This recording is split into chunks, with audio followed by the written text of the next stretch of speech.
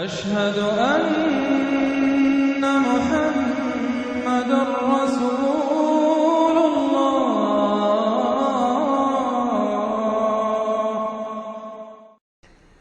آخری دو صورتیں یہ گویا کہ قرآن مجید کے اختتام پر دو پہرے دار ہیں۔ یہ دو صورتیں ہیں کہ جو اصل میں مدنی صورتیں ہیں، نازل ہوئی ہیں مدینہ منورہ میں، اور ان کا زمان نزول کے اعتبار سے شان نزول بھی ہے کہ ان کا حضور پر ایک مرتبہ جادو کیا گیا تھا، تو اس جادو کے اثرات کو زائل کرنے کے لیے یہ آیات پھر اتری ہیں، اور حضور نے پھر جب ان کی بات بار بار تلاوت کی ہے تو وہ جادو کے اثرات، ایک یہودی نے کیا تھا جادو آپ پر، جس سے آپ کچھ چیزیں بھول جاتے تھے، کافی آپ کو دیر کو تکلیف رہی ہے۔ صحیح بخاری کے اندر یہ روایت موجود ہے۔ ہمارے جدید کچھ ریشنلسٹ ہیں اور جو خاص طور پر منکر حدیث ہیں، وہ سمجھتے ہیں کہ اس میں تو توہین رسول کی کہ جادو کا اثر ہو سکتا ہے۔ رسول بھی اس اعتبار سے بشر ہوتے تھے،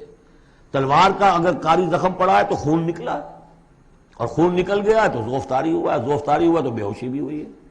یعنی یہ جسم جو ہے ان کا، اس کے اعتبار سے جو بھی بخار آپ کو چڑھا ہے، بخار میں تکلیف ہوئی ہے، عالم نزع میں نہایت شدید تکلیف ہوئی ہے، تو اس حوالے سے یہ نہ سمجھیے کہ وہ بشریت کے جو لوازم ہے وہ ختم ہو جاتے ہیں، لیکن اللہ تعالیٰ کی طرف سے انہیں ایک مقام ملا ہے، ایک عصمت ملی ہے، ایک بزرگی ہے، وہ اپنی جگہ پر ہے۔ تو جادو کا وہ واقعہ بالکل صحیح ہے جو ہوا ہے، لیکن اس کے لیے اب یہ دو صورتیں ہیں، اور یہاں خاص طور پر نوٹ کر لیجئے کہ یہ معوذتین، یہ ایک صورت بھی ہو سکتی تھی، لیکن قرآن حکیم میں جو عام مزاج ہے کہ صورتیں جوڑوں جوڑوں کی شکل میں ہے، تو دو حصوں میں تقسیم کر دیا۔ اور اس کی تقسیم کیا ہے؟ ایک وہ چیزیں ہیں جو انسان پر باہر سے حملہ آور ہوتی ہیں، اور ایک چیز وہ ہے جو انسان کے اپنے اندر سے حملہ آور ہوتی ہے۔ ان دونوں کو دو علیحدہ چیزوں میں رکھ کر اور سکھایا گیا ہمیں کہ تم ہمیشہ اللہ کی پناہ طلب کرتے رہا کرو ان چیزوں کے اثرات سے، ان چیزوں کے اثرات بد سے اپنے آپ کو بچانے کے لیے۔ بسم اللہ الرحمن الرحیم، قل اعوذ برب الفلق، کہو کہ میں پناہ میں آ گیا صبح کے رب کی۔ فلق، فلق ویسے تو یہ لفظ ہم پڑھ چکے ہیں سورہ انعام میں، فالق الاصباح،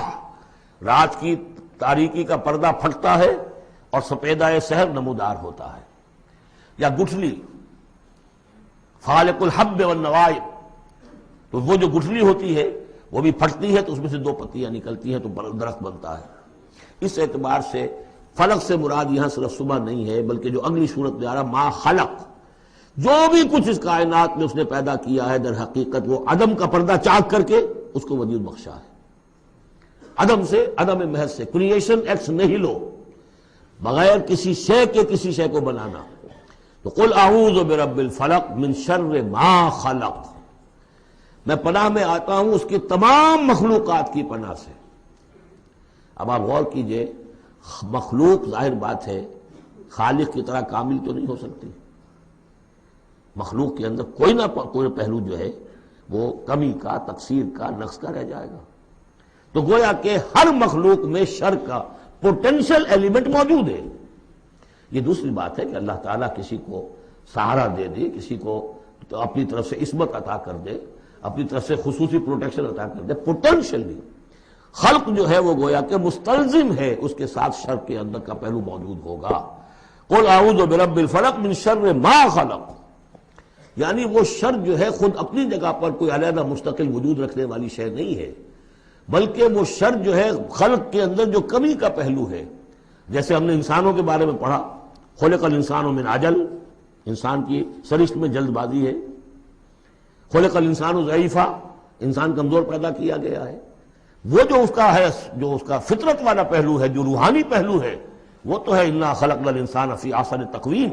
لیکن جو یہ حیوانی پہلو ہے اس کا جو مادی وجود ہے، اس میں تو ذوق بھی ہے۔ ان الانسان خلق ہلوعا اذا مسہ الشر جزوعا واذا مسہ الخیر منوعا، یہ تمام چیزیں جو ذہن میں رکھیے۔ قل اعوذ برب الفلق من شر ما خلق، جو بھی مخلوقات ہیں ان میں سے جو بھی شر کا پہلو ہے میں اس سے اے پروردگار تیری پناہ میں آتا ہوں۔ ومن شر غاسق اذا وقب، خاص طور پر یہ رات کو ڈھانپ لینے والی جو ہے رات، اندھیرا، یہ ظاہر بات ہے اسی پھر رات کے پردے میں